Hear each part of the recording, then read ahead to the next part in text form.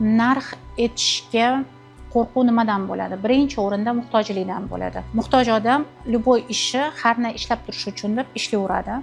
O'sha paytda o'z ishini narxini tushirib yuboradi. Men bitta shogirdim ham xuddi shunaqa bo'lgan. Harna yo'dan ko'ra deb hamma ishi, hamma firmalarni buxgalteriyasini ovurgan arzon narxga. Bilasizmi nima o'zgardi? Erta uni dunyoqarashi o'zgardi.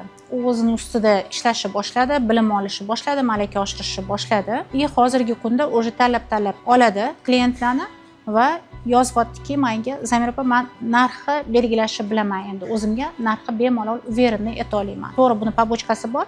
Arzon klientlar ketib qoladi, no eng kaprizli klientlar ham bular arzon klientlar bo'ladi. Demak, muhtojlik narxi tushiradi, malaka oshirish, professionalizm natija narxi ko'taradi. Professionalizm deganimiz bu muammoga yechim bera oladigan darajaga yetadigan malaka kerak. O'rtoqlar, sizlarga savol: siz qaysi toifadansiz?